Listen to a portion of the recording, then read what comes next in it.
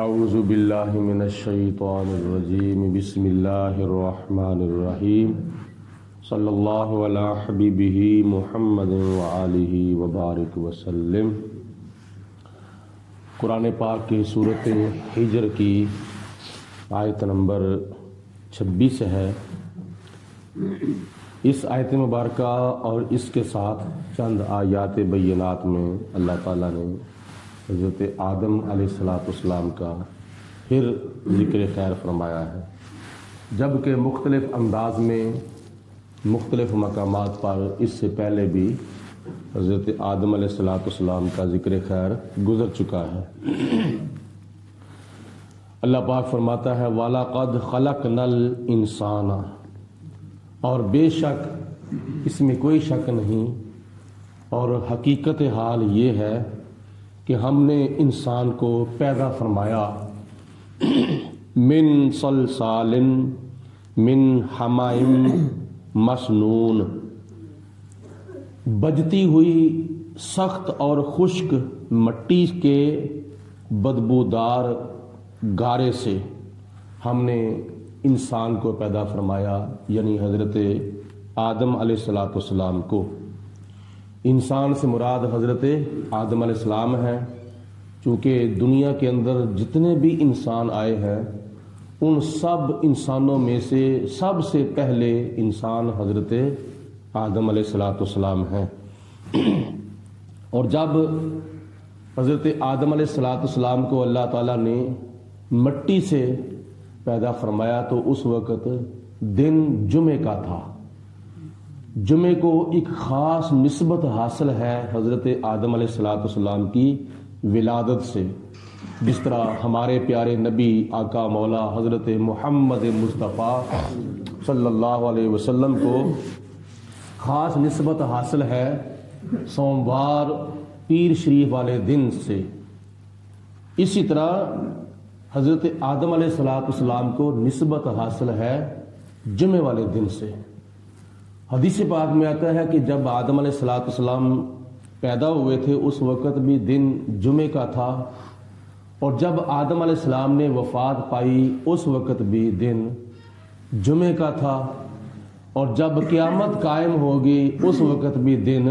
جمعے کا ہوگا۔ 10 محرم ہوگی، دن جمعے کا ہوگا، عصر کی نماز کا ٹائم ہوگا، اس وقت اللہ تعالیٰ کے حکم سے قیامت آ جائے گی۔ تو اس لیے جمعے والے دن جمعہ پڑھنے کا اور خطبہ جمعہ کا اہتمام کرنا چاہیے۔ نبی پاک علیہ السلام نے ارشاد فرمایا جو بندہ جمعے والے دن غسل کرے، پاک اور صاف کپڑے پہنے اور خطبہ جمعہ سننے کے لیے اول وقت میں مسجد کے اندر حاضر ہو جائے، اور پھر خطبہ جمعہ کے دوران کسی قسم کی فضول بات نہ کرے، اور صحیح انہماک کے ساتھ، استغراق کے ساتھ، خشوع و خضوع کے ساتھ جمعہ ادا کرے، حضور فرماتے ہیں کہ اس کے ایک جمعے سے لے کر دوسرے جمعے تک کے سارے گناہ معاف ہو جاتے ہیں۔ اور بھی کافی فضیلتیں ہیں اور بڑی برکتیں ہیں، اور بہت ہی اہمیت ہے جمعے والے دن کی۔ اللہ تعالیٰ آگے ارشاد فرماتا ہے وَالْجَانَّ خَلَقْنَاهُ مِن قَبْلُ، اس سے پہلے ہم نے جن کو پیدا فرمایا۔ بعض روایات کے اندر آتا ہے کہ اللہ پاک نے شیطان کو پیدا فرمایا، کیونکہ شیطان سب سے پہلا جن ہے جس کو اللہ پاک نے آگ سے پیدا فرمایا تھا۔ من نار السموم، ایسی آگ سے پیدا فرمایا تھا جس کا دھواں نہیں تھا۔ اور بعض روایات میں آتا ہے جس جن کو اللہ پاک نے آگ سے سب سے پہلے پیدا فرمایا تھا اس کا نام تھا جان۔ تو یہ بات واضح ہوئی کہ حضرت آدم علیہ السلام سے پہلے اللہ پاک نے جنوں کو آگ سے پیدا فرمایا تھا۔ وَإِذْ قَالَ رَبُّكَ لِلْمَلَائِكَةِ، اے میرے پیارے حبیب علیہ السلام اس وقت کو یاد کرو۔ وَإِذْ کے اندر اذکر جو ہے وہ پوشیدہ ہے، جس کا معنی ہے یاد کرو اس وقت کو، جب آپ کے رب نے فرمایا تھا فرشتوں سے ربوں کا، یہ خطاب نبی پاک علیہ الصلوۃ والسلام کو ہے، اے میرے پیارے محبوب اس وقت کو یاد کرو جب آپ کے رب نے فرشتوں سے فرمایا تھا۔ تو اس وقت اب اگر رب تھا تو کا بھی تھا، کیونکہ کا سے مراد ہے نبی پاک علیہ الصلوۃ والسلام۔ تو اس وقت نبی پاک علیہ الصلوۃ والسلام شان نورانیت کے ساتھ موجود تھے، تو خدا تعالیٰ اپنے پیارے محبوب علیہ السلام کے سامنے فرشتوں سے فرما رہا تھا کہ میں آدم علیہ الصلوۃ والسلام کو پیدا فرمانے والا ہوں۔ انی خالقم بشرم من صلصال من حمأ مسنون، کہ اس وقت کو یاد کرو جب آپ کے رب نے فرشتوں سے فرمایا کہ بے شک میں ایک بشر بنانے والا ہوں، ایک آدمی بنانے والا ہوں، بجتی ہوئی سخت اور خشک مٹی کے بدبودار گارے سے۔ تو اللہ تعالیٰ نے اپنے پیارے نبی کو بشریت کی صفت بھی عطا فرمائی ہے۔ بشریت کی صفت فرمانے کی ایک حکمت یہ ہے کہ ہم بھی بشر ہیں، ہم بھی انسان ہیں، نبی بھی انسان ہیں۔ تو اگر اللہ کے نبی بشریت کا لبادہ اوڑھ کر دنیا کے اندر تشریف نہ لاتے تو ہمیں کھانے کا طریقہ کون بتاتا، ہمیں پینے کا طریقہ کون بتاتا، ہمیں سونے کا، جاگنے کا، چلنے کا، پھرنے کا، اٹھنے کا، بیٹھنے کا، دنیا کے معاملات کا طریقہ کون بتاتا۔ اس لیے اللہ کے پیارے نبی بشریت کا لبادہ پہن کر دنیا کے اندر تشریف لائے ہیں تاکہ ہم ان کے فیض سے مستفیض ہو سکیں۔ وَإِذَا سَوَّيْتُهُ، اور خدا نے فرشتوں سے ارشاد فرمایا کہ اے فرشتوں جب میں اس کو ٹھیک بنا لوں، وَنَفَخْتُ فِيهِ مِن رُوحِي، جب اس کے اندر میں روح پھونکوں، اپنی روح اس کے اندر ڈال دوں، تو تم نے کیا کرنا ہے، فَقَعُوا لَهُ سَاجِدِينَ، تو تم نے اس کے آگے سجدے کے اندر گر جانا ہے۔ جب میں آدم علیہ السلام کو ٹھیک بنا لوں، اس کے پتلے کے اندر میں اپنی روح پھونکوں، تو جب آدم علیہ السلام بولنے لگیں، دیکھنے لگیں، اٹھنے لگیں، بیٹھنے لگیں، چلنے پھرنے لگیں، دیکھنے لگیں، جب آدم علیہ السلام کے پتلے کے اندر روح آ جائے تو تم نے اس وقت آدم علیہ السلام کو تعظیمی سجدہ کرنا ہے، ادب کا سجدہ کرنا ہے۔ یہاں بعض مفسرین کرام نے لکھا ہے، پہلے نمبر پر بات تو یہ ہے کہ اللہ کے سوا کسی کو سجدہ جائز ہی نہیں ہے۔ دوسرے نمبر پر اگر جائز تھا تو وہ تعظیمی جائز تھا، اب وہ بھی جائز نہیں ہے۔ اب ادب کا سجدہ بھی کسی کو جائز نہیں ہے، نہ عبادت کا سجدہ اللہ کے سوا کسی کو جائز ہے، نہ تعظیم کا سجدہ اللہ کے سوا کسی کو جائز ہے۔ جو فرشتوں سے آدم علیہ السلام کو سجدہ کروایا گیا تھا اور جو یوسف علیہ السلام کو تخت مصر پر 11 بھائیوں سے اور والدین سے سجدہ کروایا گیا تھا، وہ سجدہ تعظیم کا تھا۔ اور بعض مفسرین نے لکھا ہے کہ حقیقت میں وہ سجدہ بھی اللہ ہی کو تھا، لیکن بظاہر قبلے کے طور پر حضرت آدم علیہ السلام تھے اور یوسف علیہ السلام تھے۔ جیسے آج ہم 5 وقت کی نماز کے لیے متعدد سجدے کرتے ہیں، اور یہ سجدہ ہم نہ کسی دیوار کو کرتے ہیں نہ کسی پہاڑ کو کرتے ہیں، کیونکہ جب ہم سجدہ کر رہے ہیں نا نماز پڑھنے کے لیے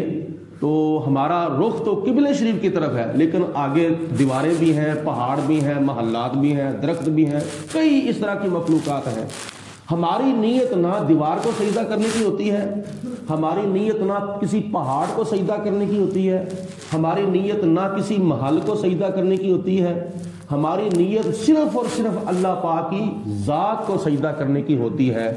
تو جس طرح ہم اللہ پاک کو سجدہ کرتے ہوئے منہ کعبے کی طرف کرتے ہیں اور کعبہ بطور قبلہ ہمارے سامنے ہوتا ہے، اسی طرح فرشتوں نے جو سجدہ کیا تھا اور یوسف علیہ السلام کے بھائیوں نے جو یوسف علیہ السلام کو سجدہ کیا تھا، فرشتوں نے جو آدم علیہ السلام کو سجدہ کیا تھا، وہ بھی حقیقت میں خدا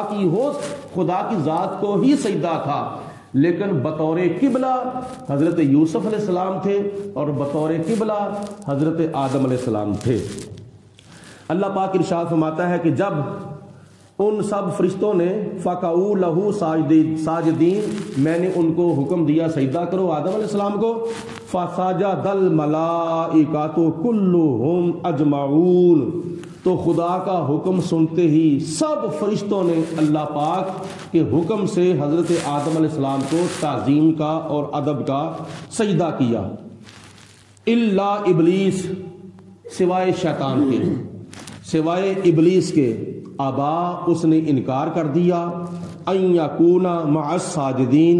کہ وہ سجدہ کرنے والوں کے ساتھ ہو جائے، یعنی شیطان نے اس بات کا انکار کر دیا کہ میں سجدہ کرنے والوں کا ساتھ نہیں دوں گا، جنہوں نے آدم علیہ السلام کو تعظیم کا سجدہ کیا ہے میں ان کا ساتھ نہیں دوں گا۔ سب فرشتوں نے سجدہ کیا، اجمعون، سب فرشتوں نے، جتنے بھی خدا نے فرشتے پیدا کیے تھے اس وقت، جتنے بھی ان گنت بے حد و بے حساب، سب فرشتوں نے حضرت آدم علیہ السلام کو تعظیم کا سجدہ کیا سوائے شیطان کے۔ قال، اللہ پاک نے ارشاد فرمایا، یا ابلیسو، اے شیطان، اے ابلیس، ما لکا اللہ تکون مع الساجدین، اور تجھے کیا ہوا ہے کہ تو نے سجدہ کرنے والوں کا ساتھ نہیں دیا، تو سجدہ کرنے والوں کے اندر شامل نہیں ہوا، تجھے کیا ہوا ہے، کیا معاملہ ہے تجھے؟ تو خدا تعالیٰ نے جب بطور تنبیہ، بطور ڈانٹ، بطور جھڑک حضرت آدم علیہ السلام کو سجدہ نہ کرنے کی وجہ شیطان سے پوچھی، تو اس نے آگے سے کیا جواب دیا؟ قال لم اکن، میرے لیے یہ جائز نہیں ہے، میرے لائق نہیں ہے، لأسجد لبشر، کہ میں کسی بشر کو سجدہ کروں، میں کسی بشر کو سجدہ نہیں کر سکتا، خلقتہ من صلصال من حمأ مسنون، کیونکہ تو نے اس کو سخت اور خشک اور بجتی مٹی کے گارے سے پیدا کیا ہے، لہٰذا میں اس کو سجدہ نہیں کروں گا۔ اس نے کئی وجوہات سامنے رکھی، ایک تو اس نے وجہ سامنے رکھی کہ تو نے اس کو مٹی سے پیدا کیا ہے اور مجھے آگ سے پیدا کیا ہے، لہذا آگ کو جلایا جائے تو آگ اوپر جاتی ہے نیچے نہیں آتی، اور مٹی کو اوپر پھینکا جائے تو وہ نیچے آتی ہے اوپر نہیں جاتی، ایک تو وجہ اس نے یہ رکھی۔ دوسرے نمبر پر اس نے یہ سوچا ہوگا کہ میں پہلے پیدا ہوا تھا، آدم علیہ السلام آپ پیدا ہوئے ہیں، تو میں اب پیدا ہونے والے کو سجدہ کروں جبکہ میری کئی ہزار سال پہلے عمر ہے، کئی لاکھ سال پہلے عمر ہے، تو کچھ وجوہات کی وجہ سے اس نے کہا کہ میں ایک بشر کو سجدہ کرنا میرے لیے لائق نہیں ہے۔ قال، اللہ تعالیٰ نے ارشاد فرمایا ناراضگی کے ساتھ، غصے کے ساتھ، غضبناک ہو کر، بڑے جلال کے ساتھ خدا نے فرمایا، فاخرج منہا، نکل جا میری جنت سے، یہاں سے نکل جا، فإنک رجیم، بے شک تو مردود ہو چکا ہے، لہذا تیرے گلے کے اندر کیا ہے؟ وَإِنَّ عَلَيْكَ اللَّعْنَةَ إِلَى يَوْمِ الدِّينِ، تیرے گلے کے اندر قیامت تک لعنت کا طوق پڑ گیا ہے، یعنی قیامت تک تیرے اوتے زمین والے بھی لعنتیں کرتے رہیں گے، آسمان والے بھی تیرے اوپر لعنتیں کرتے رہیں گے، تو ملعون ہو چکا ہے اللہ کی لعنت سے، تو مقہور ہو چکا ہے اللہ کے قہر سے، تو مغضوب ہو چکا ہے اللہ کے غضب سے، نکل جا میری جنت سے۔ قالا، تو اس نے کہا ربی فانذرنی، اے میرے رب مجھے مہلت دے دے، الی یوم یبعثون، اس دن تک جس دن لوگ اپنی قبروں سے زندہ کر کے اٹھائے جائیں، یعنی قیامت کے دن تک مجھے مہلت دے دے، میں مروں نہ، میں زندہ رہوں، تو مجھے قیامت تک مہلت دے دے۔ قال، اللہ پاک نے ارشاد فرمایا فَإِنَّكَ، بے شک تجھے، من المنتظرین، مہلت دے دی گئی ہے، تو مہلت دیے جانے والوں میں سے ہے، الی یوم الوقت المعلوم، اس دن کے وقت سے جو وقت مقرر کیا گیا ہے، یعنی قیامت کا وقت اللہ پاک نے مقرر کیا ہے، اس وقت تک تجھے مہلت ہے۔ قال، اس نے کہا شیطان نے، ربی، اے میرے رب، بما اغویتانی، تو نے مجھے گمراہ کیا ہے، حالانکہ خدا تعالیٰ نے اس کو گمراہ نہیں کیا تھا، پہلے وہ گمراہ ہوا تھا، تو تب شیطان کو اللہ پاک نے گمراہ کیا۔ اس نے کہا کہ تو نے مجھے گمراہ کیا ہے، لَأُزَيِّنَنَّ لَهُمْ فِي الْأَرْضِ، لہذا میں ضرور بر ضرور آدم علیہ السلام کی اولاد کو زمین کے اندر برے کام خوش نما کر کے دکھاؤں گا۔ جتنے بھی برے اعمال ہیں، جتنے بھی برے کام ہیں، جتنے بھی گناہ ہیں، میں وہ سارے کے سارے اس آدم علیہ السلام کی اولاد کو مزین کر کے دکھاؤں گا، آراستہ کر کے دکھاؤں گا، خوش نما کر کے دکھاؤں گا۔ یعنی وہ لوگ برے کام کرتے وقت یہ خیال نہیں کریں گے کہ ہم برا کام کر رہے ہیں، بلکہ کہیں گے کہ ہم بڑا اچھا کام کر رہے ہیں، لہذا میں برے کام ان کے لیے چمکا کے دکھاؤں گا۔ والا اغوینہم اجمعین، اور میں ضرور بر ضرور ان سب کو گمراہ کروں گا، الا عبادک منہم المخلصین، اور بے شک میں گمراہ کروں گا اس کی اولاد کو سوائے تیرے مخلص بندوں کے، جن بندوں کے دلوں کے اندر اخلاص ہے، جو تیری عبادت کے اندر مخلص ہیں، یا اللہ ان کو میں گمراہ نہیں کر سکوں گا۔ قال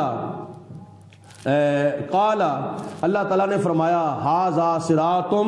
علی مستقیم، یہ سیدھا راستہ ہے میرے تک پہنچنے کا، یعنی اخلاص دل کے اندر رکھنا، اللہ تعالیٰ کی خشیت، خدا کا ڈر، خدا کا خوف دل کے اندر رکھنا،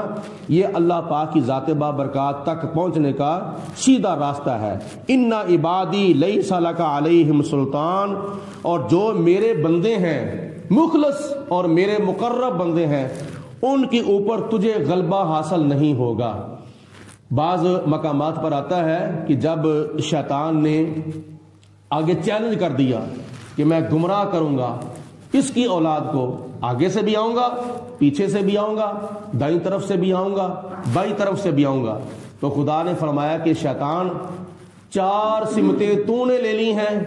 اور 2 سمتیں تو نے چھوڑ دی ہیں، وہ میں لے لیتا ہوں۔ وہ کون سی سمت ہے؟ ایک نیچے والی سمت اور ایک اوپر والی سمت۔